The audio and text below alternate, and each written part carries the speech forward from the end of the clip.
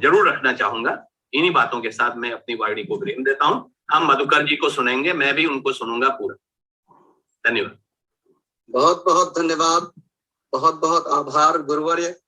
आपने अपना अमूल्य समय हमें दिया और आपने चातुर्मास की प्रासंगिकता, वैज्ञानिकता, सार्वभौमिकता पर बहुत ही सरल शब्दों में प्रकाश डाला। इसके लिए हम आपके बहुत आभारी हैं गुरुदेव, और आप ऐसे ही हमारा मार्गदर्शन करते रहेंगे बीच बीच में, ऐसा हमें विश्वास है। और अब इस कार्यक्रम को आगे बढ़ाते हुए मैं आज के मुख्य वक्ता RDNDJ कॉलेज के जंतु विज्ञान विभाग के विभागाध्यक्ष डॉक्टर प्रोफेसर मयंक मधुकर जी को आमंत्रित करूंगा, जो आज के मुख्य वक्ता हैं। और आज का जो विषय है, विज्ञानवेत्ता के दृष्टिकोण में अध्यात्म एक परिशीलन, इस विषय पर विहंगम अपना अच्छे से प्रकाश डालेंगे और हम लोगों को अपनी वाणी से, अपने विचारों से लाभान्वित करेंगे। डॉक्टर मयंक मधुकर जी, आपका स्वागत है। आप आएं और अपना विचार रखें। जी धन्यवाद कृपा शंकर जी, और शुभ संध्या सभी लोगों को।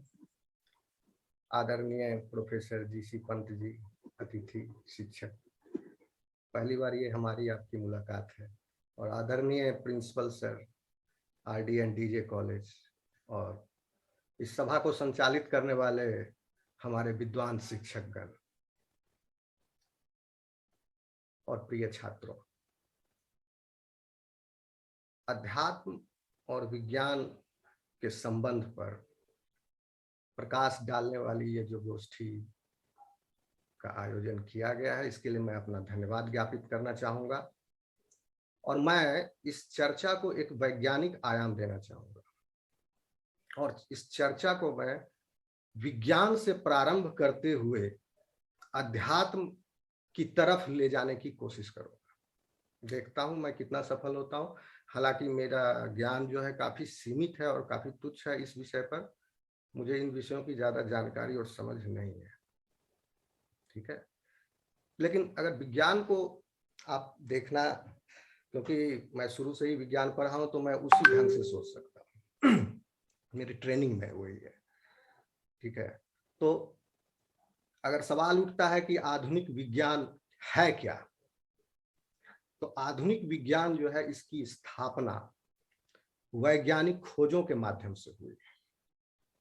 पहले विज्ञान नहीं था इतना आधुनिक, क्योंकि वैज्ञानिक खोज उतनी नहीं हुई थी। लेकिन आज के जमाने में वैज्ञानिक खोज और उनके द्वारा जो तथ्य और प्रमाण हमारे सामने साक्ष्य उपलब्ध हैं, उसकी वजह से आधुनिक विज्ञान की स्थापना हुई और इसका विकास हुआ। और यह हमारे जीवन में कई प्रकार के भौतिक सुख सुविधाओं का हमें प्रदान करता है, या हमारे जीवन में इसका समावेश करता है, ठीक है। लेकिन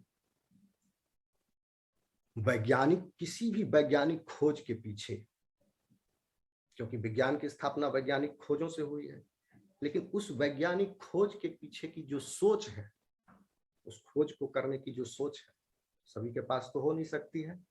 उस खोज को करने की सोच किसी एक आध्यात्मिक व्यक्ति के ही पास हो सकती है, क्योंकि वैज्ञानिक खोज के पीछे अध्यात्म छुपा हुआ है, ठीक है।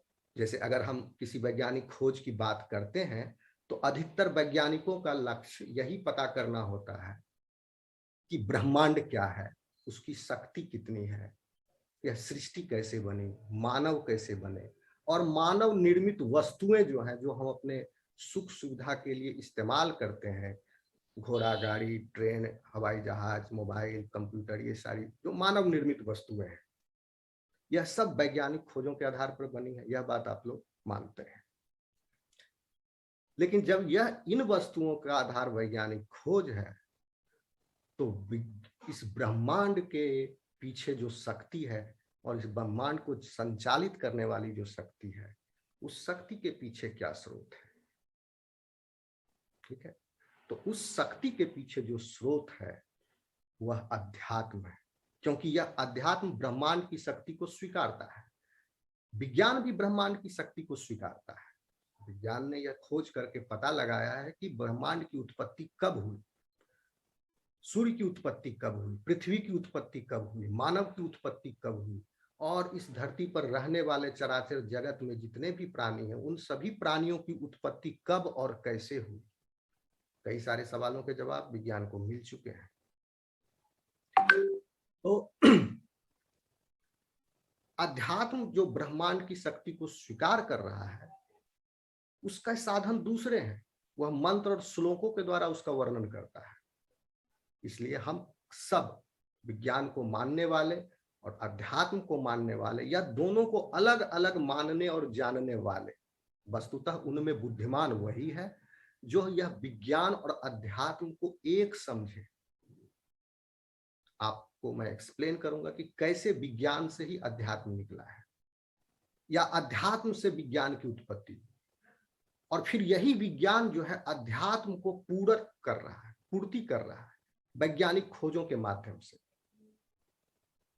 ठीक है, तो ऐसा नहीं है कि इस दुनिया में जितने भी वैज्ञानिक हुए, लगभग महान जितने भी वैज्ञानिक हैं जिन्होंने विज्ञान को वस्तुतः जाना और समझा है और विज्ञान के इन्फिनिटी को समझते हैं, जो जैसे अल्बर्ट आइंस्टाइन, उन्होंने भी यही माना था कि, और जो उन्होंने खोज की, बहुत बड़ी theory the, theory of relativity.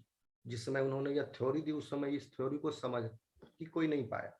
कई दशकों के बाद इस थ्योरी को लोग समझे, जिसको सापेक्षता का सिद्धांत कहते हैं।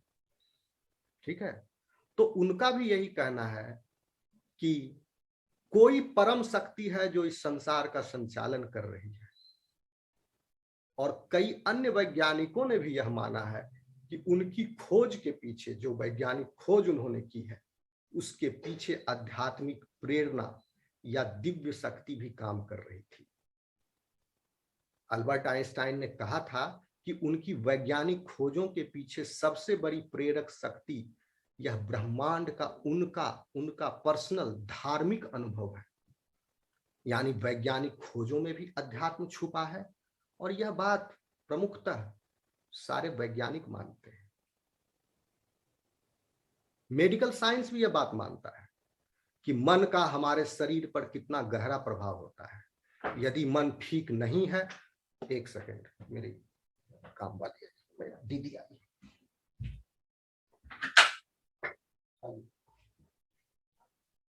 सटा भी इसको। ठीक, तो मेडिकल साइंस भी इस बात को मानता है कि मन का हमारे शरीर पर एक बड़ा गहरा प्रभाव है। यदि मन ठीक नहीं है तो उसका असर शरीर पर बीमारियों के रूप में होने लगता है।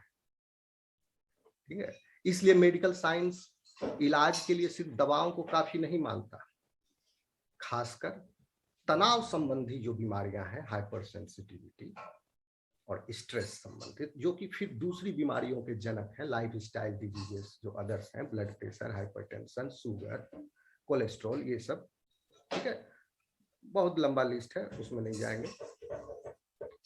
तो इस तनाव संबंधी बीमारियों को दूर करने के लिए भी मेडिकल साइंस क्या कहता है, दवाइयों के साथ साथ योग और मेडिटेशन कीजिए आप।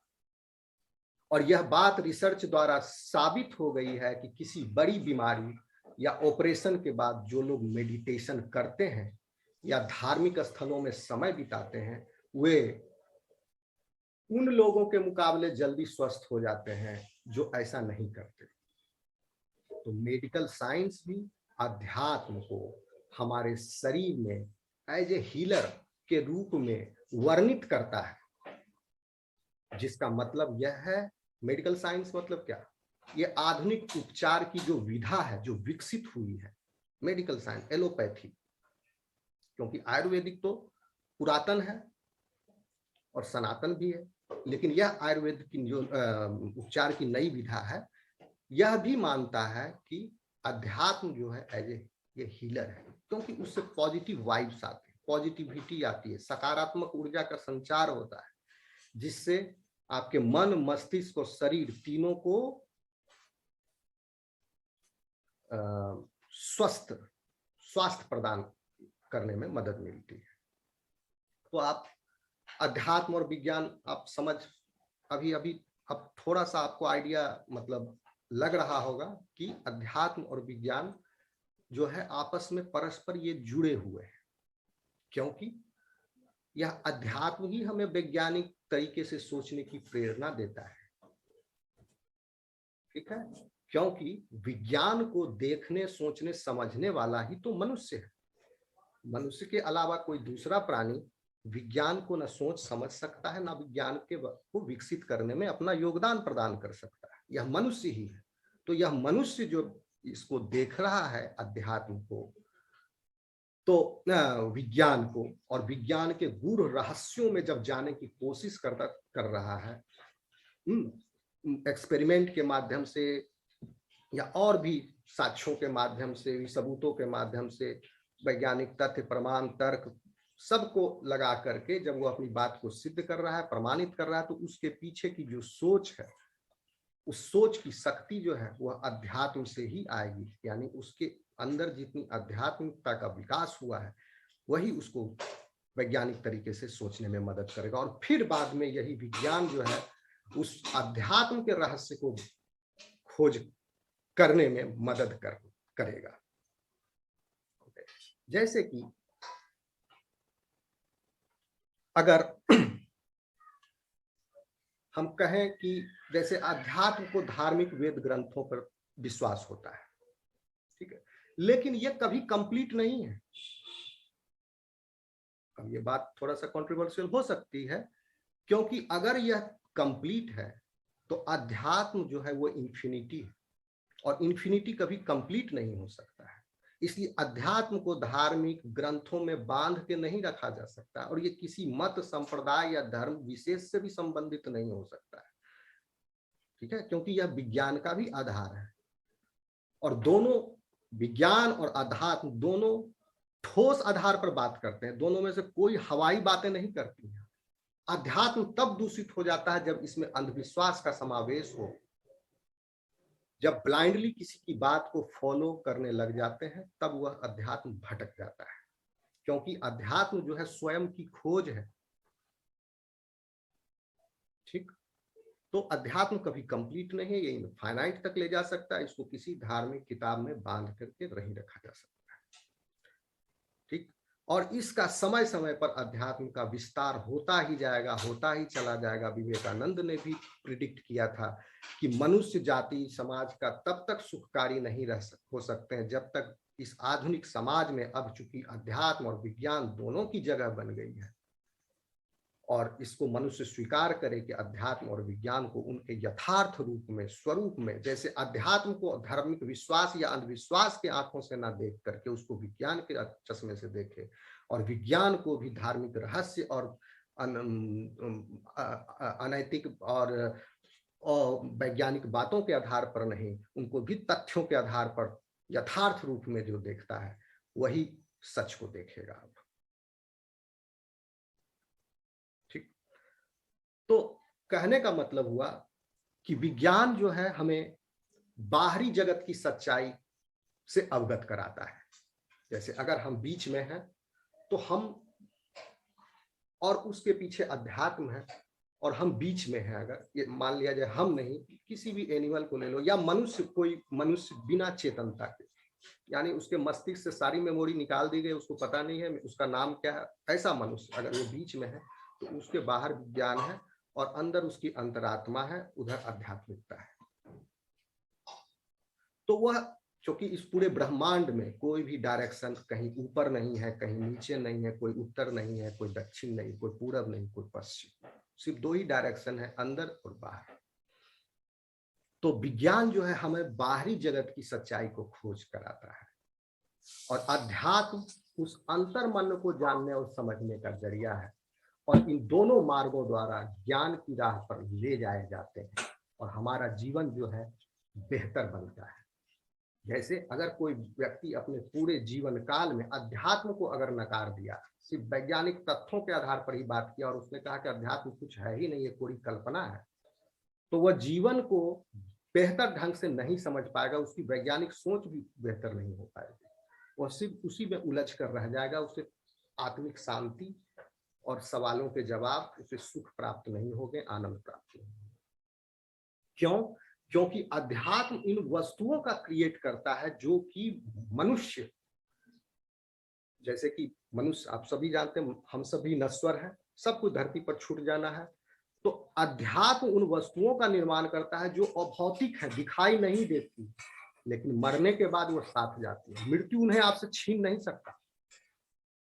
तो जिन्होंने अध्यात्म के महत्व को नकार दिया, उन्होंने इन वस्तुओं का निर्माण नहीं किया अपने जीवन काल में, जो मृत्यु पर्यंत भी उनके साथ रहेंगी, सदा रहती। तो मृत्यु के बाद क्या होगा? प्रकृति, चूंकि शरीर आपका दिया हुआ प्रकृति का उपहार है, आप नहीं भी चाहिएगा इसको देना, प्रकृति आपसे छीन लेगी। मृत्यु अटल सत्य है। कुछ बुद्धिमान लोग इसको दान कर देते हैं छीनने के बदले, स्वेच्छा से समाधि लेते हैं। कुछ लोग अज्ञानवश अध्यात्म की वजह से जीवन से तंग आकर के दान कर दिए, छोड़ दिए, वो आत्महत्या है।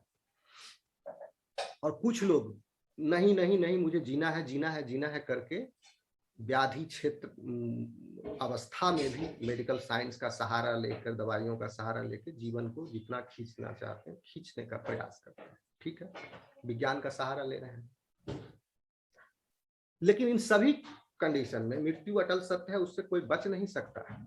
और मृत्यु पर्यंत आपके साथ कुछ नहीं जाएगा, या अध्यात्म ही जाएगा, आपकी आध्यात्मिक शक्तियां जाएंगी।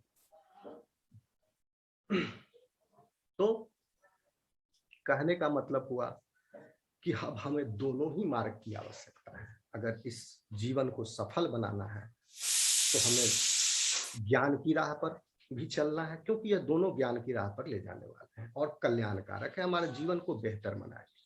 अध्यात्म आपके जीवन के सही मायनों का अर्थ हमें समझाता है। आज की शिक्षा के प्रणाली में इस प्रकार का विकार हो गया है। क्यों शिक्षित होने के बाद भी मनुष्य अशिक्षित जैसा व्यवहार करता है? कारण यही है, सबसे बड़ा कारण यही है कि मनुष्य जो है आइडेंटिटी क्राइसिस से गुजर रहा है। यह cerebral capacity of the brain जो है, ये न्यू डेवलपमेंट है ह्यूमन इवोल्यूशन में, बहुत ही रिसेंटली हुआ है सेरिब्रल डेवलपमेंट। और अभी तक ह्यूमंस जो है अपने थॉट्स एंड इमोशंस को कंट्रोल करने के, रेगुलेट करने की क्षमता का विकास नहीं कर पाए हैं।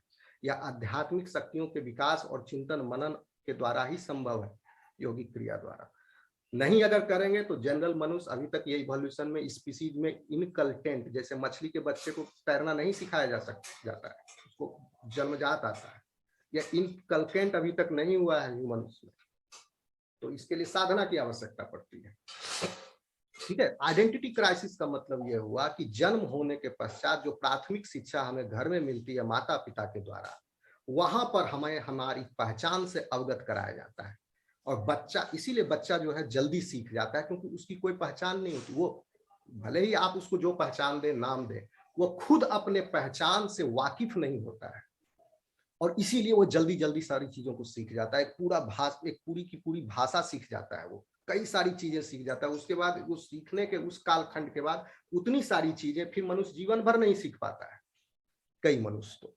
लेकिन उस समय वो सीख जाता है, क्योंकि उसके पास वह पहचान नहीं होती है कि मैं ये हूँ, मैं फलाने व्यक्ति का बेटा हूँ। छोटे स्तर से शुरुआत करें, मैं इस परिवार का हूँ, मेरा सरनेम यह है, मेरी जाति यह है, मेरा धर्म यह है, मेरा देश यह है, मेरा जिला यह है, मेरा गांव यह है। इन सभी आइडेंटिटी से जुड़ते जुड़ते जुड़ते जुड़ते एक पास में मनुष्य बंध गया। उसने अपनी कॉस्मिक आइडेंटिटी को छोड़ दी, जो ये ब्रह्म वाली आइडेंटिटी है मनुष्य की। क्योंकि उस मनुष्य के शरीर या जिन चीजों से यह मनुष्य बना हुआ है, शरीर, आत्मा, चाहे जो भी आप समझ लीजिए, पदार्थ, सब पार्टिकल या एनर्जी, जिससे भी यह बना हुआ है, वह सभी अवयव जो है इस ब्रह्मांड से ही लिए गए हैं। और उसने क्या किया मनुष्य ने, इस ब्रह्मांड के किसी एक छोटे से चीज से आप मिनुस्कल बन गए पूरे कॉस्मस का। इसीलिए पुराने जमाने में यज्ञोपवीत की परंपरा थी कि विद्या अर्जन से पहले आप अपने आइडेंटिटी को ब्रह्म बनाएंगे। आइडेंटिटी आप सारे सबसे निर्लिप्त, तभी आप शिक्षा ग्रहण कर पाएंगे कम समय में। और उस समय शिक्षा देने की यही प्रणाली थी, गुरुकुल शिष्य परंपरा, कि आपको ब्रह्म से जोड़ दिया, आप ब्रह्म हैं, अब आप सारा ज्ञान अर्जित करेंगे। अभी क्या है, मैं इसका बेटा हूं, मैं इस धर्म से हूं, मैं उसको, तो सब आइडेंटिटी होते होते मनुष्य ने अपने आप को छोटा कर लिया उस कॉस्मोस के। अगर आपने अपने आइडेंटिटी को ब्रह्म की आइडेंटिटी बना ली, तो आप तुरंत ब्रॉड माइंडेड हो जाओगे, आपको दूसरी अनुभूतियां होने लगेंगी। ठीक है, और इसके पीछे वैज्ञानिक आधार है, कोई ये कोई कल्पना नहीं है। क्या वैज्ञानिक आधार है? जैसे ही आपने अपने आप को आइडेंटिटी, ये लिमिटेड आइडेंटिटी और आपकी एक कॉस्मोस आइडेंटिटी है, आपने एक लिमिटेड आइडेंटिटी के साथ अपने आप को जोड़ लिया, आपका माइंड जो है कॉन्शस हो गया वहां पर, और माइंड के, क्योंकि ज्यादातर आपका कॉन्शस माइंड जो है ऑपरेट करता है आपके और माइंड का बड़ा हिस्सा सब कॉन्शस होता है। इस कंडीशन में आपने आइडेंटिटी से आपको जोड़ लिया। अब यह आपका माइंड, चूंकि आइडेंटिटी जो है वो इंटेलेक्ट को हमेशा सुरक्षा प्रदान करती है। इंटेलेक्ट मतलब आपका इंटेलिजेंस, यानी आपकी बुद्धि। यह बुद्धि जो है आपके आइडेंटिटी को हमेशा प्रोटेक्ट करेगी। यानी अगर आप इस देश के हैं तो आपका इंटेलेक्ट आपने आइडेंटिटी के साथ जोड़ा हो, आपकी आइडेंटिटी, आपका इंटेलेक्ट, आपकी बुद्धि जो है उस आइडेंटिटी को, कि जिस देश से आप बिलोंग करते हैं, उसको प्रोटेक्ट करेगी। आपके अंदर देश प्रेम की भावना होगी। अगर आप किसी धर्म से जुड़े हुए हैं तो वो आपकी आइडेंटिटी, आप मानते हो कि मेरी आइडेंटिटी यही है, तो आपकी आइडेंटिटी फिर उस धर्म की रक्षा करेगी, आपकी इंटेलेक्ट, आपकी बुद्धि। तो और यही सारे फसाद की जड़ है। आपने कॉस्मिक आइडेंटिटी से सबका छोटा छोटा आइडेंटिटी बना लिया, सबने कहा मेरा ये बेस्ट है, मेरा बेस्ट है, मेरा बेस्ट है, मेरी आइडेंटिटी बेस्ट है, मेरी आइडेंटिटी बेस्ट है। और वस्तुतः सही क्या है? सबकी आइडेंटिटी बेस्ट है, सब अपने अपने जगह सही है। ठीक है, क्योंकि एक कल्पना तो यह भी कही जा सकती है कि अगर कोई ईश्वर को निराकार ही मानता है, साकार नहीं मानता है, तो वो ईश्वर को फिर छोटा करके आंकता है। क्योंकि जो परम है, जो सब कुछ करने वाला है, जो अनंत है, सर्वशक्तिमान है, वह फिर साकार क्यों नहीं हो सकता है? ठीक है, तो कहने का मतलब हुआ फिर आइडेंटिटी क्राइसिस से बंधे हुए। अब कॉस्मोस आइडेंटिटी को छोड़ दिया उसने, और कॉस्मोस आइडेंटिटी है क्यों? क्योंकि आपकी ब्रह्मांड की उत्पत्ति में आपको जाना पड़ेगा कि 1400 करोड़ साल पहले इस ब्रह्मांड की उत्पत्ति हुई। साइंस हमें कहता है बिग बैंग एक्सप्लोजन, और बिग बैंग एक्सप्लोजन के 1 सेकेंड के बाद हाइड्रोजन का निर्माण हो गया। और ये नेचुरली अकरिंग एलिमेंट्स 92 अर्थ पर जो नेचुरली अकरिंग एलिमेंट्स है, ये पहले नहीं थे। यह किसी स्टार के, किसी डाइंग स्टार के कोर में बने। यानी आपके शरीर में विद्यमान आयरन जो है, जो ऑक्सीजन कैरी कर रहा है आपकी धमनियों में, वो आयरन जो है, क्योंकि हमारे सौरमंडल का, हमारे सूर्य का निर्माण 460 करोड़ वर्ष पहले ही हुआ है, और ब्रह्मांड का निर्माण बिग बैंग एक्सप्लोजन 1400 करोड़ साल पहले हुआ है। तो हमारे सोलर सिस्टम में जो आयरन आया, वो आयरन किसी दूसरे प्लेनेटरी सिस्टम या सोलर सिस्टम में पहले उस सोलर सिस्टम के, उस स्टार के, उस डाइंग स्टार के कोर में बना था एटम। और आपके बॉडी के जितने भी हाइड्रोजन, और वह आयरन भी, वो आयरन कैसे बना? क्योंकि पहले हाइड्रोजन बना 1 सेकेंड के तुरंत बाद बिग बैंग एक्सप्लोजन के बाद, और फिर 3 लाख मतलब 3 मिलियन ईयर्स के बाद स्टार का फॉर्मेशन स्टार्ट हो गया था।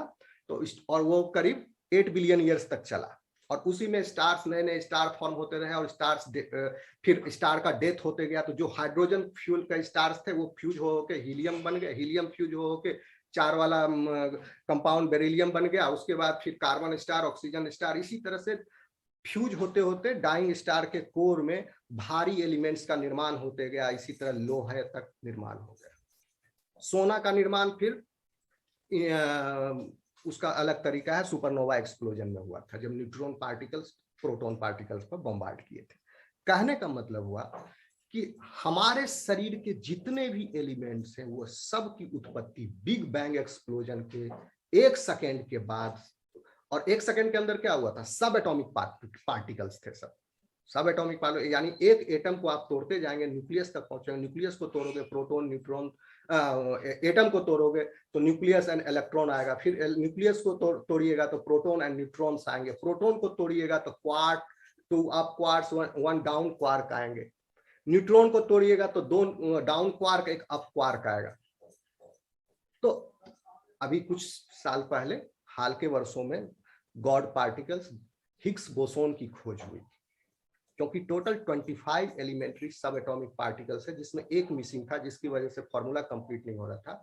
लास्ट में हिग्स बोसोन की खोज हो गई, तो अब ये सब एटॉमिक पार्टिकल का टेबल तैयार। अब हम यह जानते हैं कि जो एलिमेंट है वो सबसे छोटे से छोटे किन महीन कणों से बना है, लेकिन यह नहीं जानते कि वो महीन कण भी अब किन कणों से बने।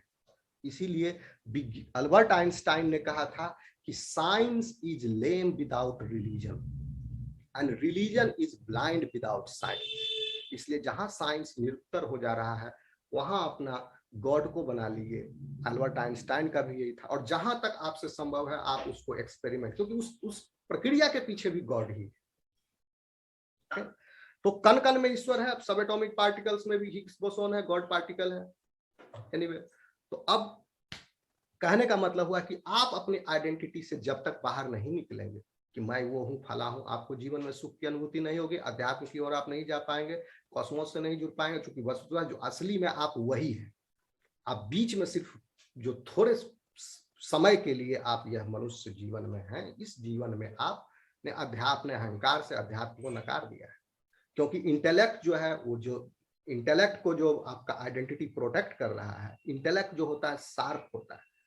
किसी को आप कहते हैं कि अरे वो बहुत शार्प माइंड का है, शार्प बुद्धि है उसका, और जो चीज शार्प होती है वो वार करती है, वो काटती है। इंटेलेक्ट से डिस्ट्रक्शन होगा जब तक आइडेंटिटी सही नहीं है। आइडेंटिटी वह हाथ है और वो इंटेलेक्ट को पकड़े हुए है उस बुद्धि से, वो बुद्धि जो है वह तलवार उस इंटेलेक्ट की रक्षा कर रही है। जब तक इस चीज से मनुष्य समुदाय नहीं निकल, और इसी से कट्टरवादिता भी कट्टरता भी आ रही है। क्योंकि जब अपने आइडेंटिटी से आप इतना ज्यादा अटैच हो जाइएगा, बहुत ही ज्यादा अटैच हो जाइएगा, तो आपके अंदर कट्टरवाद का जन्म होगा। और जब एक पक्ष में जब कट्टरवाद का जन्म होता है तो दूसरा पक्ष भी ऑटोमेटिकली यूनिवर्स का, न्यूटन का भी सिद्धांत है, एक्शन रिएक्शन, ठीक है। तो वो दूसरे पक्ष के भी कट्टरवाद तैयार हो जाते हैं। और कट्टरवाद हमेशा दो ध्रुवीय होते हैं।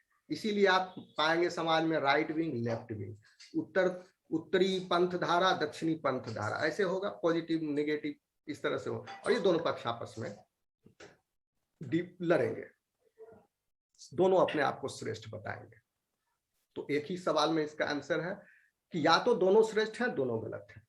दोनों में से कोई एक श्रेष्ठ, कोई एक गलत नहीं है, दोनों गलत है, दोनों सही है। लेकिन हाँ, यहां पर यह चीज ध्यान देने की बात है कि शुरुआत किसने की।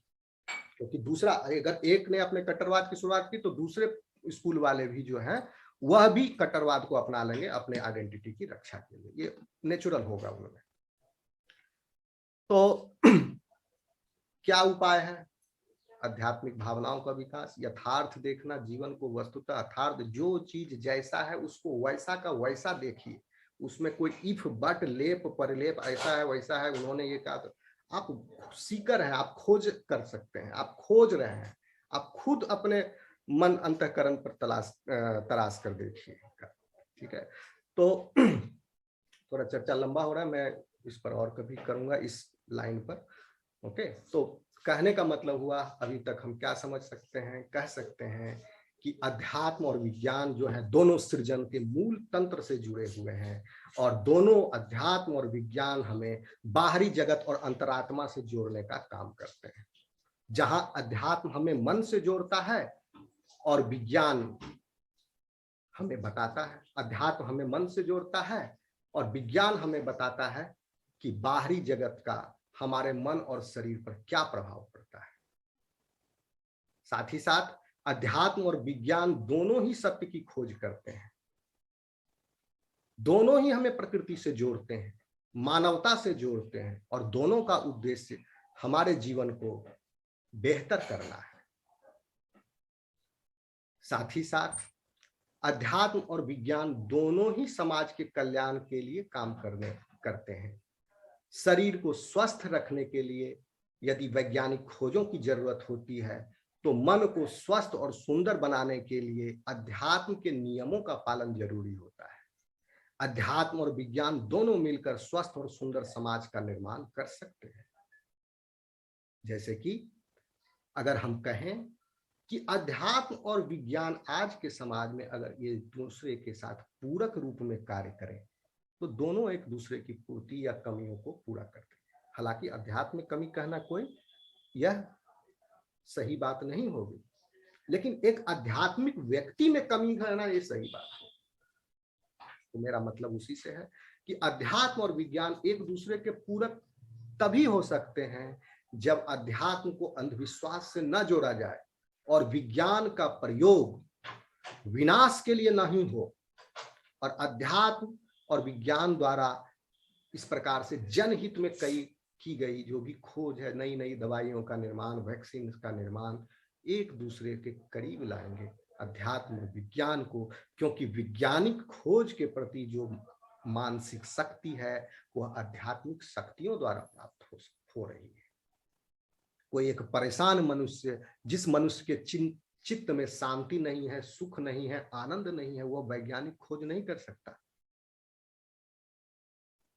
महर्षि वेद व्यास जी ने भी यही कहा है, और उन्होंने बहुत पहले कह दिया कि विश्व में मनुष्य से श्रेष्ठ दूसरा कुछ नहीं, कोई जीवन नहीं है, क्योंकि उसी में परम चेतना को उभारने वाली विद्या जो है वह मौजूद है, और उसी विद्या का नाम अध्यात्म है। कहने का मतलब हुआ अध्यात्म का जो लक्ष्य है उस मनुष्य के अंदर, क्योंकि अध्यात्म इनकलकेटेड है, भले ही आप उसको नहीं स्वीकार कीजिए, बट वह आपके अंदर है। तो जब है तो उसका मकसद क्या है, उसका लक्ष्य क्या है? उसका लक्ष्य यही है कि आपके अंदर जो छिपी हुई शक्तियां हैं, जिनके बारे में, जिनसे आप अनभिज्ञ हैं, और ये जो शक्तियां हैं, सत प्रवृत्तियां हैं, यानी आपके अंदर जो देवत्व गुण है, उन सभी गुणों को मनोवैज्ञानिक पद्धति से उनका विकास करना, उनको इतना आगे बढ़ाना कि आपके खुद के जीवन में, व्यक्ति के खुद के जीवन में देवत्व जो है झलकने लगेगा। किसी महापुरुष के करीब अगर आप जाओगे तो आपको फील होगा कि there is some aura around them. ठीक है, तो कहने का मतलब कि यही जो है अध्यात्म आपको देवत्व के मिल, शक्तियों का विकास होगा, आप दिव्य होंगे, और आपके अंदर समाज के कल्याण करने की, खोज करने की, इन सभी प्रवृत्तियों का निरंतर उत्तरोत्तर विकास होता ही चला जाएगा।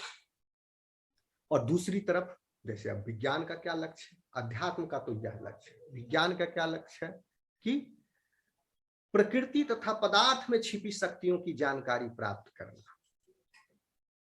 यानी प्रकृति में जैसे जो कुछ चीजें आपको फ्री में मिली हुई है, अब आजकल भले पानी खरीद के पीते हैं, लेकिन फ्री में है नेचर के द्वारा, एयर, वाटर, जो जीवन के लिए बेसिक चीज है।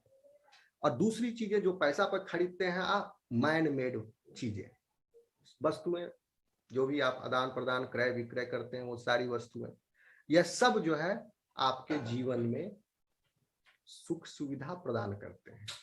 ठीक है, तो विज्ञान का यही लक्ष्य है कि यह प्रकृति, यानी जो फ्री में मिला हुआ है, और पदार्थ जो मैन मेड मटेरियल्स हैं, उन सब के अंदर जो है आपका विकास होना, प्रकृति के अंदर भी जो छुपी शक्तियां हैं उनको भी पहचानना, उनके मैकेनिज्म को जानना, और फिर नए नए सुविधा संपन्न साधनों का, नए नए वस्तुओं का आविष्कार करना, और जीवन को सुखमय बनाना, भौतिकवादी बनाना, ताकि जीवन में कोई कष्ट ना हो। पहले चिट्ठी लिखते थे, अब मोबाइल आ गया, पहले किताब लिखते, अब कंप्यूटर आ गया। तो इस तरह से जीवन को उत्तरोत्तर भौतिक साधनों के द्वारा, ये विज्ञान का लक्ष्य, विज्ञान वस्तुतः यही करता है। तो ये इस तरह से कष्ट ना रहे, सुख सुविधा मिलते रहे, जीवन यापन चलता रहे।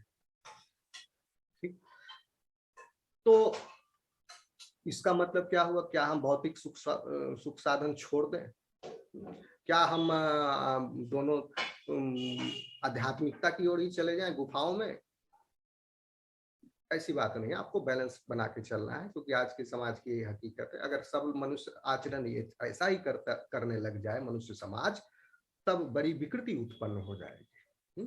वस्तुतः आप गृहस्थ जीवन में या किसी भी अपने कर्म योग के क्षेत्र में रहते हुए भी, उन कार्यों को करते हुए भी आध्यात्मिक हो सकते हैं।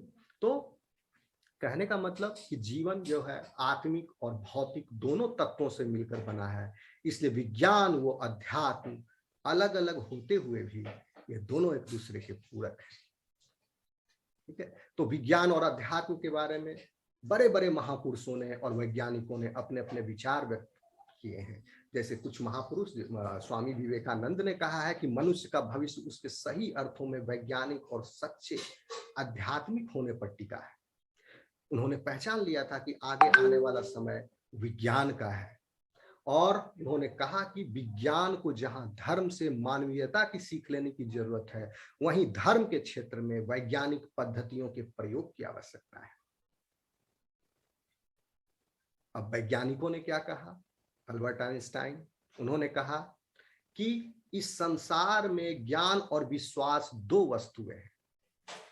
ज्ञान को विज्ञान व विश्वास को धर्म कहेंगे। उन्होंने कहा था कि मैं ईश्वर को मानता हूं क्योंकि इस सृष्टि के अद्भुत रहस्यों में ईश्वरीय शक्ति ही दिखाई देती है। अब विज्ञान भी इस बात का समर्थन कर रहा है, यानी अल्बर्ट आइंस्टाइन के जो टाइम का विज्ञान था, उस समय तक जितना विकसित हो गया था, वह यह कह रहा है, उस समय भी वह कह रहे हैं कि विज्ञान भी अब इस बात का समर्थन कर रहा है कि संपूर्ण सृष्टि का नियमन एक अदृश्य चेतना कर रही है।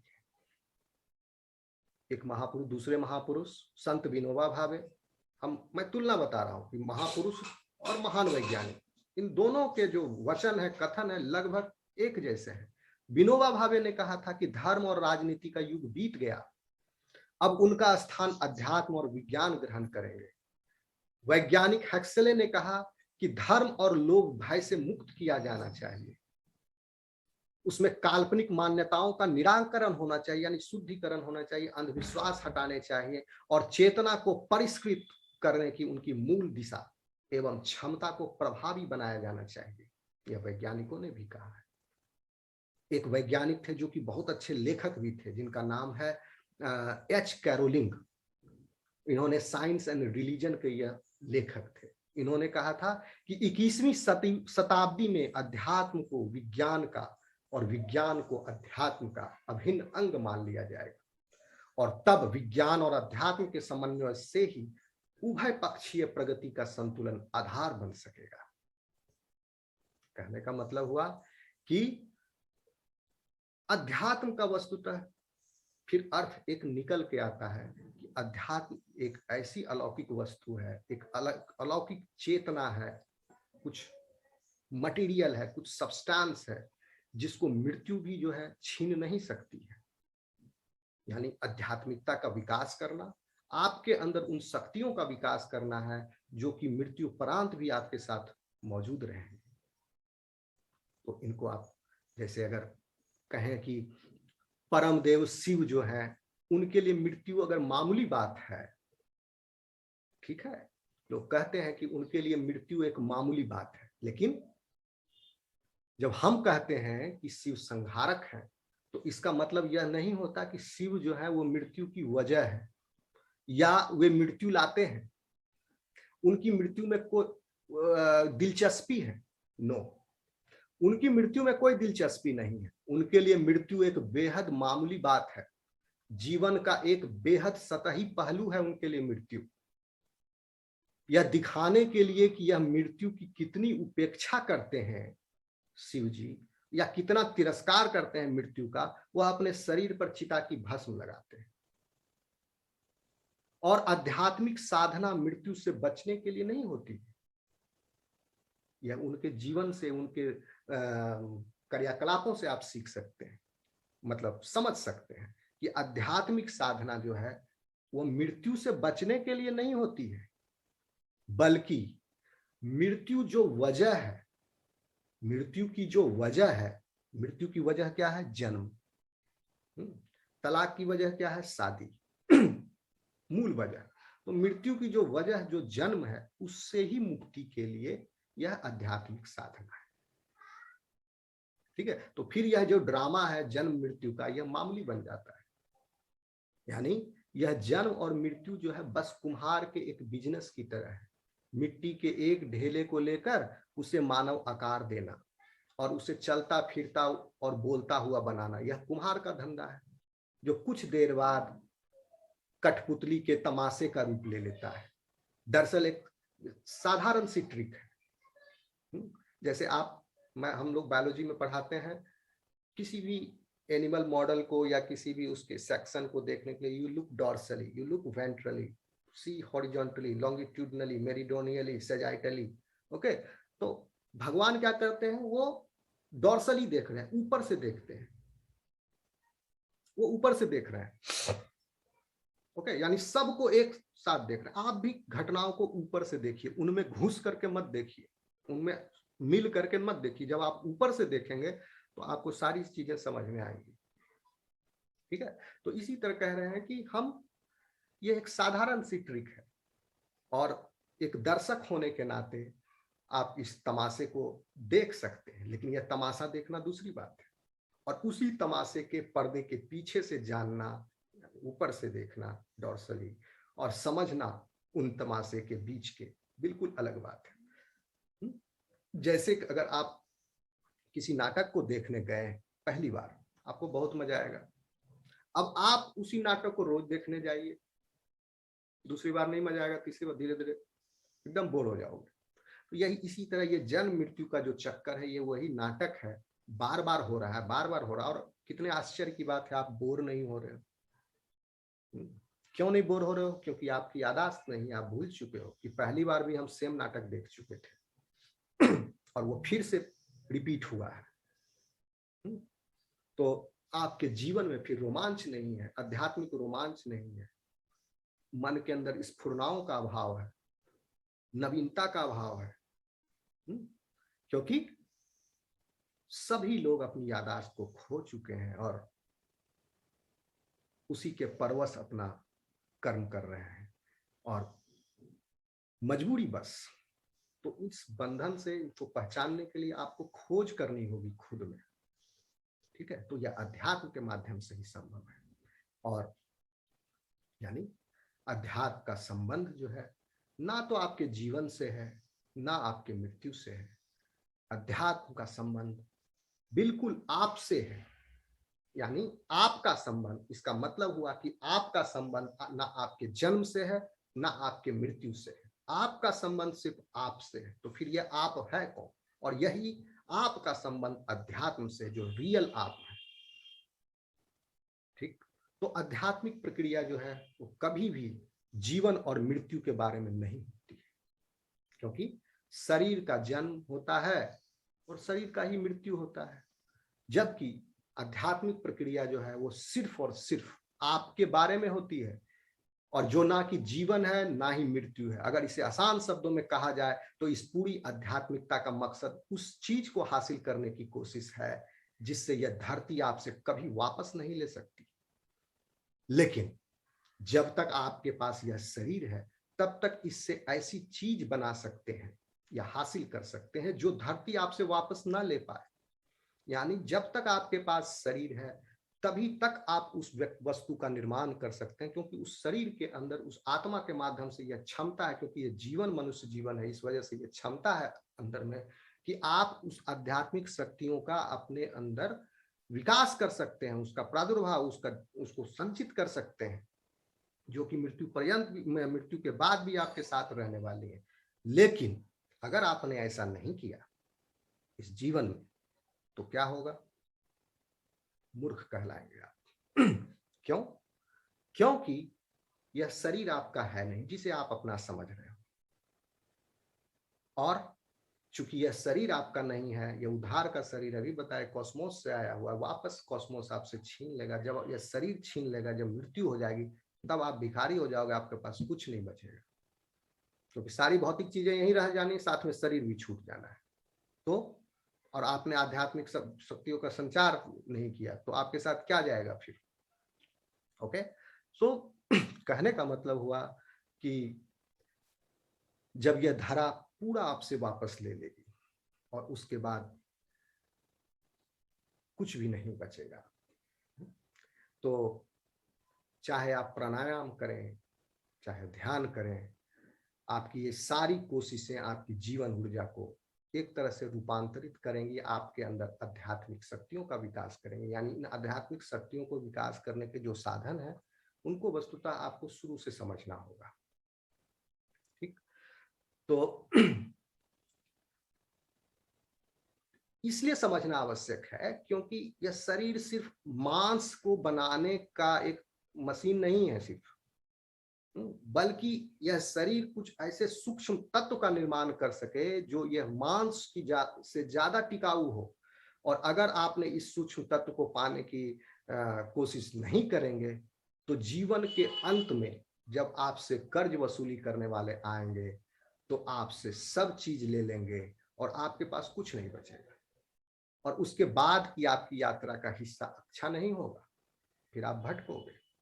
तो इसका मतलब कि आध्यात्मिक शक्तियों का विकास करना आवश्यक है। तो क्यों? क्योंकि शरीर, फिर से समझिए, शरीर को अपने ऊपर बहुत गुमान होता है, ठीक है, जबकि यह आप जो है धरती का महज एक छोटा हिस्सा है। इसलिए हम लोग शरीर को ज्यादा से ज्यादा धरती के संपर्क में रखने की कोशिश करते हैं, ठीक। इससे जैसे आप योगी को, मुनि को देखेंगे, वो जमीन पर बैठते हैं, आसन पर बैठते हैं, मिट्टी पर ज्यादा रहेंगे। जो बाबा सिंहासन पर बैठ गया उसको सीधा मानो कि पूरा नकली है, इसके अंदर कुछ भी तत्व नहीं है। इससे उसको क्यों बैठ करते हैं? इससे उसको लगातार इस बात का एहसास होता रहता है कि वह इसी धरती का छोटा हिस्सा है। यही वजह है कि आध्यात्मिक लोग हमेशा नंगे पैर रहते हैं और खाली जमीन पर बैठना पसंद करते हैं। जमीन पर पालथी मारकर बैठने से शरीर को कहीं न कहीं इस बात का अनुभव होता है कि हम इस शरीर से ही, इस धरती के ही अंग हैं, इस प्रकृति के अवयव हैं। क्योंकि जिस क्षण ये धरती के संपर्क में आता है उससे तुरंत यह एहसास होता है कि यह भी धरती ही है, शरीर भी धरती ही है, यह एहसास होता है। इसी की वजह से ज्यादातर आध्यात्मिक लोग जो है पहाड़ों में जाना पसंद करते हैं, क्योंकि पहाड़ों की याद दिलाने का यह काम बहुत बड़े पैमानों पर होता है। यह याद दिलाना, क्योंकि पहाड़ों में जो है सो पहाड़ में कुछ जगह ऐसे जैसे गुफाएं हैं, वह जगह है जहां धरती आपसे मिलने के लिए, पहाड़ मतलब वो जगह है धरती ऊपर उठी हुई है। और अगर पहाड़ों में बनी गुफाओं में आप चले जाएं तो आपको चारों तरफ धरती का एहसास होगा। यह अपने आप में याद दिलाने का जबरदस्त तरीका है। इसलिए पहाड़ों में रहना चुनौतीपूर्ण होते हुए भी योगी जो है अक्सर अपने रहने के लिए पहाड़ों को चुनते हैं, और वहां शरीर को लगातार याद दिलाया जाता रहता है, मन या बुद्धि को नहीं, शरीर को याद दिलाया जाता है, क्योंकि यही जो है सो आपको खींचता है संसार में वापस। तो उसको याद दिलाया जाता है कि आप नश्वर हैं, शरीर आप नश्वर हैं, मन या बुद्धि को नहीं, शरीर को। क्योंकि आप अगर यह भावना अगर आपके अंदर हो गई कि मैंने अभी जो 10-15 सेकेंड अभी, या जब से अभी हम लोग लेक्चर स्टार्ट किए हैं या बोल रहे हैं, तब तक हमारे जीवन का यह हिस्सा कम हो गया, मैं उतने मृत्यु के करीब आ गया हूं। जब आपको यह एहसास हो जाएगा तो आप अपने समय का सदुपयोग करने लगोगे। तो जब आप महसूस करने लगते हैं कि आप भी नश्वर हैं, तो आपके शरीर को भी हर वक्त इस बात का एहसास रहता है कि वो यहाँ स्थायी नहीं है, ठीक। और फिर तब जब आपके शरीर को एहसास, क्योंकि जानते सभी है लेकिन मानते नहीं है कि वो भी एक दिन जाने वाले हैं। लोग सोचते हैं कि हम अमर हैं, जिस समय वो सही से, मतलब जैसे झूठ बोलना पाप है ऐसे सब लोग जानते हैं, लेकिन ऐसा तो नहीं है कि झूठ नहीं बोलते हैं। तो इस तरह से जब इनकलकेट हो जाएगा उनके लाइफ में, अंदर से सही से मान लेंगे कि हाँ हम नश्वर एक दिन जाएंगे, तब फिर वो अपने समय का सदुपयोग करने लग जाता है ऐसा व्यक्ति। तो वो भी सही है, क्योंकि एक्सपीरियंस के आधार पर, क्योंकि उसने अपनी भूल को सुधारी है। तो यही जो है एहसास हमेशा दिलाते रहेगा, क्योंकि फिर आध्यात्मिकता से ही संभव है। तो इससे एहसास होगा कि आप स्थायी नहीं हैं, तो फिर आध्यात्मिकता भी अस्थिर हो जाती है, और फिर आप चाहे जो भी काम कर रहे हो, ठीक है, तो और उस काम को फिर आप योग के द्वारा, मतलब जो भी कार्य की कुशलता है उस कुशलता से आप उस कार्य को करें। तो इसके लिए भी अभ्यास की जरूरत है, क्योंकि हर दिन आप फिर भूल जाओगे। हर दिन आपको अभ्यास से याद दिलाना पड़ेगा मन में कि आप जो भी कुछ कर रहे हैं, कुछ समय जमीन से जुड़े हुए कार्यों को दें। जैसे कि कुछ लोग क्या करते हैं, नंगे पैर चलते हैं, गार्डनिंग करते हैं, ये सब करते हैं, मिट्टी से रिलेटेड कुछ कार्य करते हैं, तो इससे शरीर को लगातार एहसास होते रहता है। मिट्टी से जुड़े कर्म करते हैं, पूरा पहले किसान लोग करते थे, और जितनी जल्दी होगा यह करेंगे, क्योंकि आज के आधुनिक माहौल में ये हो रहा है, और जितनी जल्दी आप करेंगे, इस चीज को अपने जीवन में लाएंगे, आप उतना ज्यादा जमीन से जुड़ेंगे और आपके अंदर आध्यात्मिकता का भाव भी उतना मजबूत होगा। तो मैं अंत में परम रहस्यमय, परम गोपनीय, जो कि सभी भावनाओं का जहाँ से उत्पत्ति हो रहा है, सभी आध्यात्मिकता की परम गोपनीय शास्त्र गीता महात्म को कहते हुए मैं अपनी वाणी को विराम देना चाहूंगा कि गीता शास्त्रमिदं पुण्यम यह पठेत प्रयतः पुमान् विष्णु पदम वाप्नोति भय शोकादिवर्जितः गीता ध्यानशीलस्य प्राणायाम परस्य च नैव सन्ति हि पापानि पूर्वजन्म कृतानि च मल निर्मोचनम कुशाम जल स्नानम दिने दिने सकृत गीताम भसी स्नानम संसार मलनाशनम गीता सुगीता कर्तव्या के वन्ने शास्त्र विस्तर या स्वयं पद्मनाभस्य मुखपद्मात्मे सता भारतामृत सर्वस्वं विष्णुर्वक्तात्मे सतम गीता गंगोत्कम पित्वा पुनर्जन्म न विद्यते सर्वोपनिषदो गावो दोग्धा गोपाल नंदन पार्थो वत्स सुधीर भोक्ता दुग्धम गीतामृतम महत् एकम शास्त्रम देव की पुत्र गीत में को देवो देव की पुत्र एवो एको मंत्रस्य तस्य नामानि यानि कर्मापेकम तस्य देवस्य सेवा। धन्यवाद। कृपा संकेत सर, बहुत बहुत धन्यवाद। आगे आप सुनिए। डॉक्टर मयंक मधुकर जी, हम आपको सुनकर अभिभूत हो गए थे और समझ में नहीं आ रहा था कि कैसे, क्या मैं रिप्लाई, क्या आगे मैं कहूंगा। आप एक वैज्ञानिक हैं और आपके वक्तव्य को सुनते समय हमें लग रहा था जैसे अंत में तो लगा कि एक सन्यासी बोल रहे हैं। तो आपने आज का जो विषय था उसको इतना जीवंत कर दिया, इतना सार्थक कर दिया कि हमारे पास शब्द नहीं है आपको आभार व्यक्त करने के लिए, आपको धन्यवाद देने के लिए। आपने बहुत बड़ी बात कही कि अध्यात्म स्वयं की खोज है।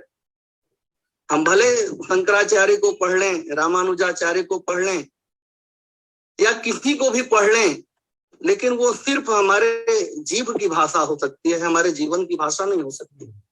और अध्यात्म सदैव जीवन का विषय, और आपने तो जीवन से भी आगे कहा कि आपका विषय है। जीवन भी बहुत बार बाहर की बात होती है, खाना पीना उठना बैठना, ये सब बात जीवन, इससे भी अंदर की बात होती है, आपकी बात है। तो आपने कहा कि असली स्वार्थी मनुष्य वही है जो आध्यात्मिक। जी बिल्कुल बिल्कुल डॉक्टर साहब, सेल्फिश है कि जो ये मेरा है, ये गाड़ी मेरा, ये घर मेरा, वो फालतू, वो मूर्ख है। जो ये पकड़ लिया या आत्मा मेरी है, वो सेल्फिश हो गया, वो सही में, वो फिर परमार्थ को प्राप्त। और एक बात और आपने बहुत बड़ी कही कि अध्यात्म को धार्मिक पुस्तकों में बांध के नहीं रखा जा सकता है। आध्यात्म जो धार्मिक पुस्तकों में अध्यात्म है, ये बात सही है, लेकिन धार्मिक पुस्तकों में ही अध्यात्म नहीं है, ये बात भी उतनी ही सही है। अध्यात्म, बहुत बार हम उपनिषद, मैं संस्कृत का विद्यार्थी हूँ, उपनिषद पढ़ता हूँ, गीता पढ़ता हूँ या और शास्त्र पढ़ता हूँ, मैं बहुत बार आपसे सीखता हूँ जब आपको देखता हूँ कि आप उन चीजों को जो आप नहीं पढ़े हैं और आप वो बोल रहे हैं, तो मुझे लगता है कि वाकई धार्मिक ग्रंथों में अध्यात्म को बांध के नहीं रखा जा सकता है। आप वैज्ञानिक हैं और आप बहुत बार बड़े गूढ़ रहस्यों को शब्द देते हैं अपने ढंग से, यद्यपि आपने शास्त्र के उन वाक्यों को पढ़ा नहीं होता है। इसलिए मुझे लगता है कि आपने जो भी बोला है वो आपके चिंतन का प्रमाण है, आपके चिंतन से निकला हुआ है, आपके जीवन से निकला हुआ है, आपके मनन से, आपके निधिध्यासन से निकला हुआ है। इसके लिए हम आपको बहुत बहुत धन्यवाद देते हैं संस्कृत विभाग की ओर से, और ऐसे ही आप हमारा मार्गदर्शन करते रहेंगे, ऐसी अपेक्षा है आपसे।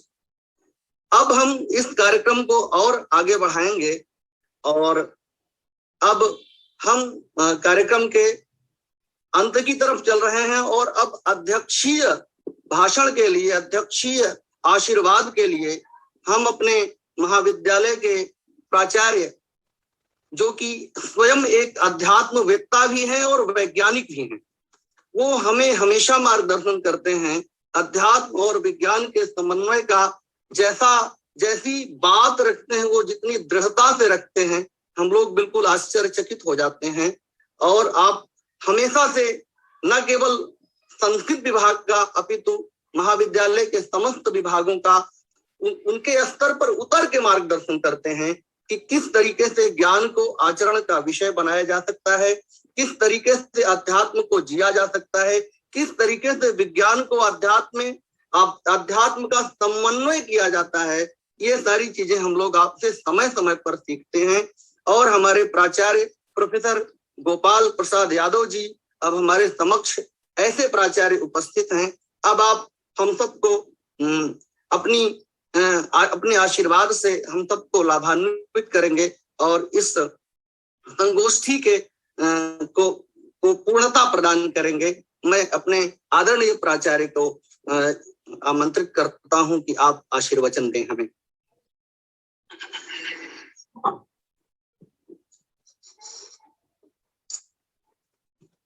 आज के इस कार्यक्रम में उपस्थित हमारे मुख्य अतिथि प्रोफेसर गिरीश चंद्र पंत, मुख्य वक्ता प्रोफेसर मयंक जी,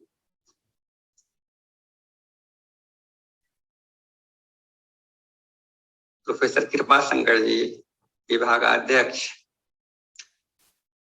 एवं उपस्थित सभी प्यारे छात्रों, आज का जो ये कार्यक्रम, 2 लेक्चर मैंने जो सुनने के बाद उसे जो रस मिला, मैं उसी आनंद में ही रहना चाह रहा था, लेकिन अध्यक्षीय भाषण के लिए आपने कह दिया तो बोलना कुछ पड़ेगा।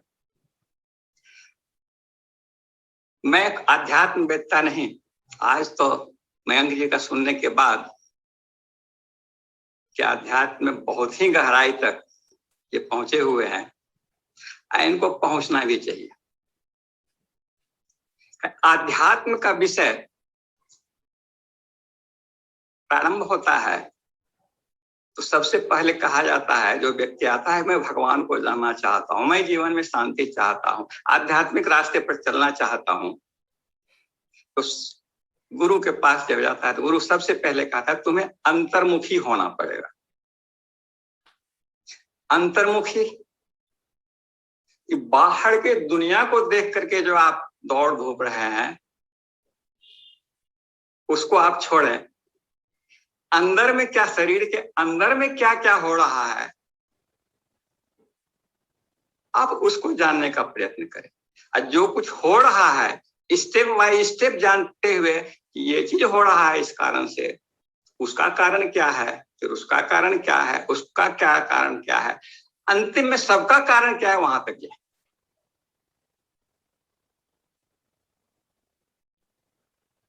वहां तक पहुंचने के बाद जो उपलब्धि दिखाई पड़ेगा, मानसिक उपलब्धि में क्या क्या उपलब्धि होती है, शांति मिलती है, मुक्ति मिलती है, शाश्वत आनंद मिलता है, वो अपना आध्यात्मिक आदमी देखे। लेकिन ये इस आध्यात्म का सबसे ज्यादा ज्ञान संस्कृत भाषा में उपलब्ध है, उपनिषद में उपलब्ध है, गीता में उपलब्ध है, जो समझने में भी थोड़ा सा आसान। वेद और पुराण में जाने के बाद, वेद समझने में क्लिष्ट है, अब पुराण में जाने के बाद आध्यात्म, सही आध्यात्म से भटककर अंधविश्वास में भटक जाते हैं, जिसकी ओर इंगित हमारे मयंक जी ने किया। तो मयंक जी का विषय भी है इस शरीर को जानना, वो चीर फाड़ करके जानेंगे,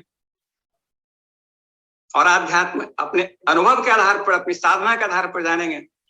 अब दोनों में मिलान करके देखना कि अध्यात्म जो कह रहा है वैसा चीज जो शरीर के अंदर में कुछ है, अध्यात्म कह रहा है स्थूल शरीर, सूक्ष्म शरीर, कारण शरीर हो रहा है, महाकारण शरीर है, क्या जूलॉजी में दिखाई पड़ता है क्या?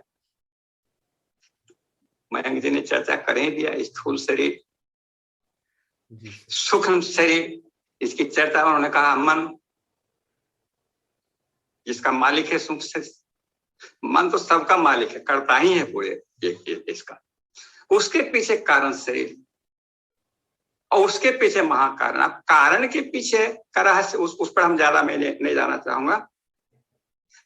और इधर फिर डीएनए, यहाँ भी कारण है, जो संपूर्ण मनुष्य अपने डीएनए में जो कैरेक्टरिस्टिक है उसके आधार पर करता है, खैर वो अलग विषय हो जाएगा। मयंक जी ने संपूर्ण चर्चा है कॉन्शियस माइंड, सबकॉन्शियस माइंड और ब्रह्मांड की उत्पत्ति से लेकर जीव की उत्पत्ति तक का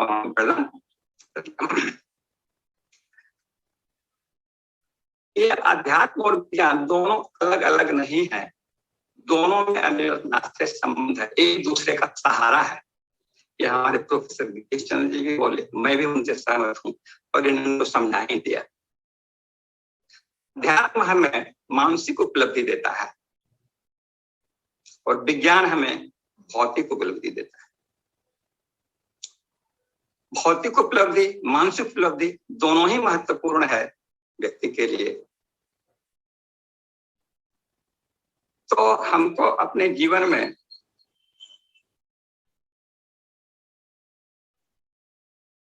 कैसे आगे बढ़ना चाहिए, आज का विषय जो हम चुनेंगे, जीवन में सही अंधविश्वास को दूर करते हुए आगे बढ़ने का हम जो प्रयास करेंगे तो उसके तरीके क्या हो सकते हैं। हमारे समझाने में थोड़ी सी कठिन दिक्कत होगी क्योंकि मैं फिजिक्स का विद्यार्थी, बिल्कुल मटेरियल साइंस, न जूलॉजी और न अध्यात्म, बिल्कुल मटेरियल साइंस चले आए, तो अपने तरीके से थोड़ा सा मैं कोशिश करूंगा। एक चीज जो उन्होंने बोला मयंक जी ने कि आध्यात्म में अंधविश्वास, उन्होंने बहुत चीज बोला लेकिन उनकी एक चीज को मैं पकड़ता हूं, ये अंधविश्वास जो है वो मनुष्य को आगे नहीं बढ़ने देता है। अंधविश्वास कैसे उत्पन्न होता है, कैसे उसको दूर करना चाहिए, ये हर व्यक्ति को समझने की जरूरत है क्योंकि हर व्यक्ति को अपना कल्याण करना है। कोई पुस्तक में लिखी हुई बात है वहां पर पढ़ लिए उसकी जरूरत है, उसको अपना करके अपना कल्याण करना है। इस संदर्भ में एक कहानी मुझे बुद्ध की जीवनी से मिलती है कि बुद्ध को जब 5-6 वर्ष की कठोर साधना के बाद बुद्धत्व की प्राप्ति हुई थी, तो वो चलने के बाद एक जगह अपने और जो साधक करने वाले थे वहीं पर पहुंचे, वहां प्रवचन चल रहा था। 1 मिनट खड़ा हुए, फिर वहां पर से आगे बढ़ करके एक नदी थी, बड़ी नदी थी, जैसे गंगा नदी है उसी टाइप की नदी, उसके किनारे जाके वो बैठ गए। यहाँ जब कथावाचक, नाम उसका भूल रहे हैं, क्या नाम, शायद निर्मला थी या क्या, उनका प्रवचन समाप्त हुआ, फिर वहां उनके पास पहुंची। वो बोले कि वहां तो भगवान की कथा हो रही थी, आपको वहां रुकना चाहिए, सुनना चाहिए, तो यहाँ आकर बैठ गए, आप भगवान को नहीं मानते हैं क्या? तो बुद्ध ने कहा, मैं वहां खड़ा रहता, अगर आपसे उस सभा में कुछ पूछ लेता, आपके किसी प्रवचन पर मैं प्रश्न उठा देता, आप जवाब अगर नहीं दे पाती तो बहुत और स्थिति उत्पन्न हो जाती, इसलिए मैं वहां नहीं रुका। हम तो भगवान के विषय में बोल रहे थे, आप नहीं भगवान को तो मानते हैं यार।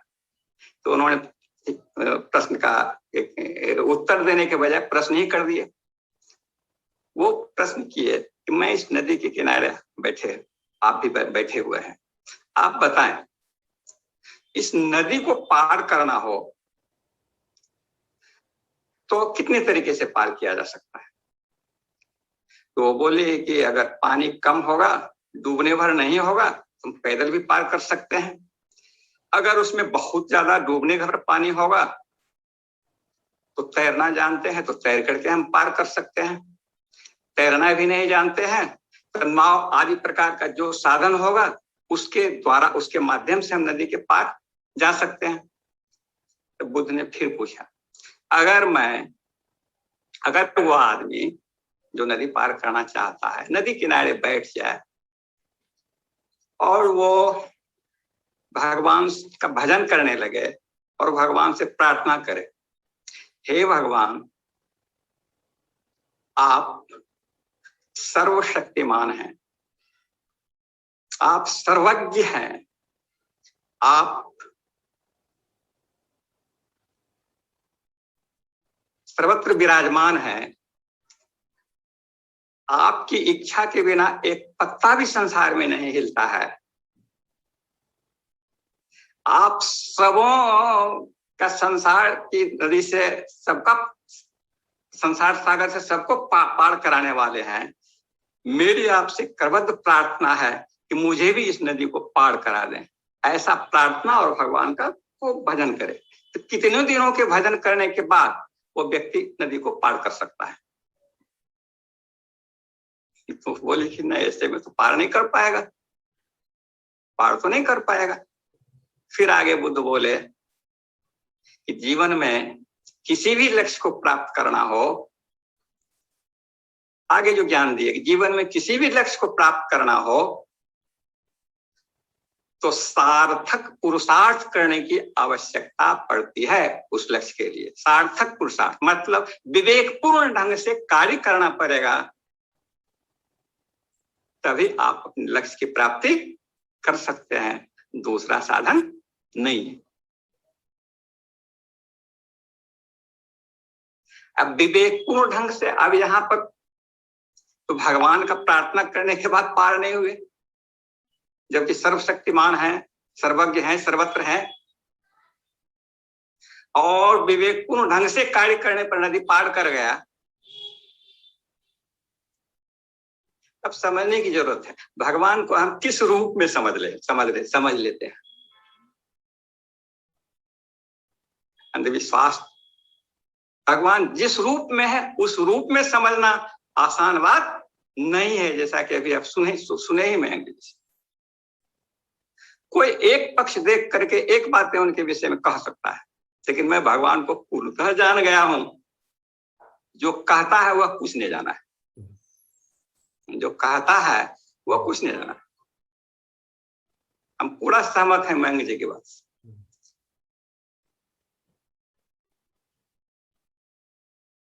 तो अब तक है कि वो तो भगवान का तो उत्तर ही नहीं दिए। ये तो बुद्ध ने जो बात बोल दिया कि नहीं पार कर सके, वह इतने पर चूक है। विवेकपूर्ण कार्य करने से ही लक्ष्य की प्राप्ति की जा सकती है जीवन में। भगवान है कि नहीं इस विषय में तो कुछ बोले ही नहीं। उनका भगवान के विषय में क्या कंसेप्ट था। फिर एक अगली कहानी मिलती है कि एक बार वो सुबह निकले थे अपने शिष्यों के साथ विहार करने। सुबह सुबह एक आस्तिक व्यक्ति देखा कि जा रहे हैं उधर। बुद्ध गिरवा वस्त्र पहने हुए, तो आस्तिक व्यक्ति था, वहां पर पहुंचा।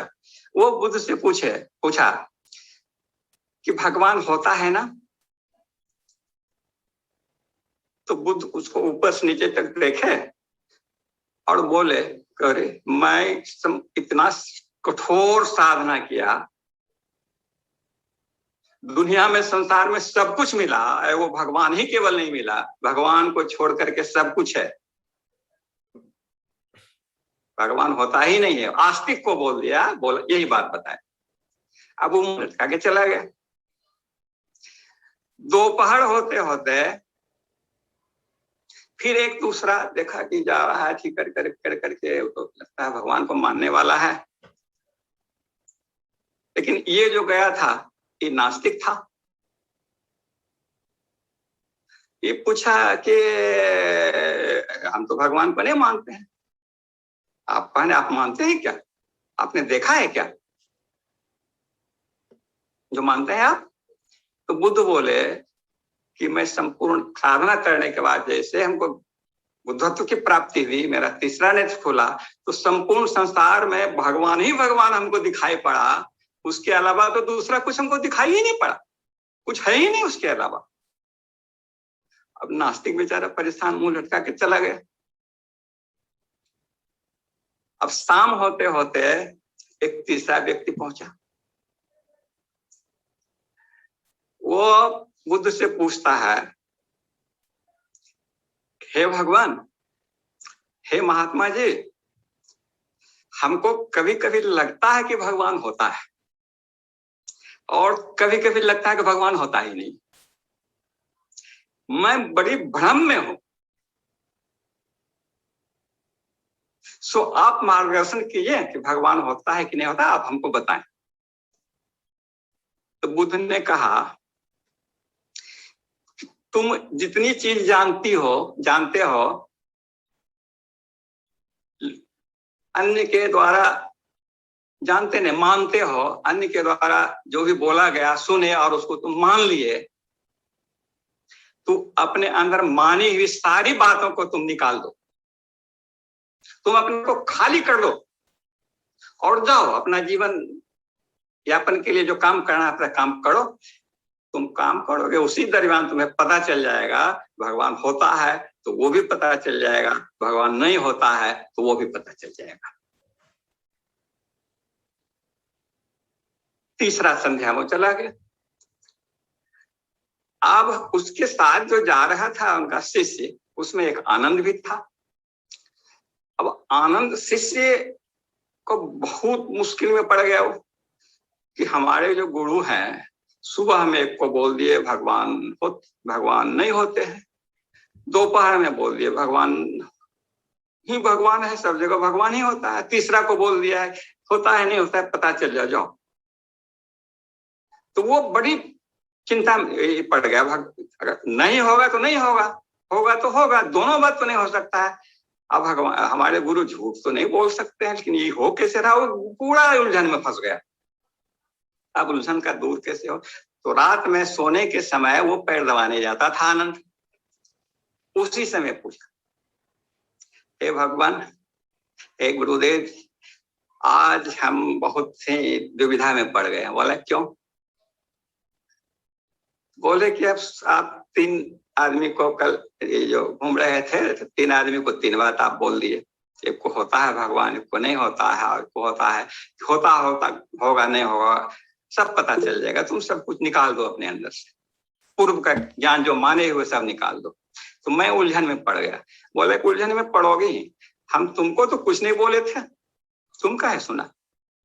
हम तुमको नहीं बोले थे, मैं उसको इसलिए बोला था कि सुबह दोपहर शाम तीनों आदमी भगवान के विषय में कुछ नहीं जानता था। वो माना हुआ चीज था, वो मानता था भगवान होता है, वो मानता था भगवान नहीं होता है, एक को दो में था। तो मानने से उसको सही जानकारी नहीं हो पाएगी, जानने की आवश्यकता है। इसलिए तीनों के माथा को हम हिला दिए, उसकी सोचने की प्रक्रिया और जानने की प्रक्रिया फिर जारी हो सके।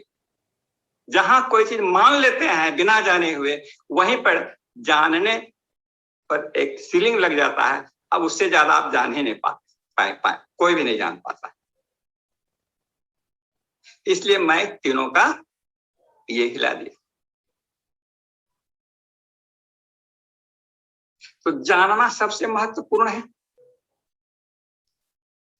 और जानने के विषय में तो भगवान को जानना है, मानना नहीं। अब जानने के लिए जो बैठे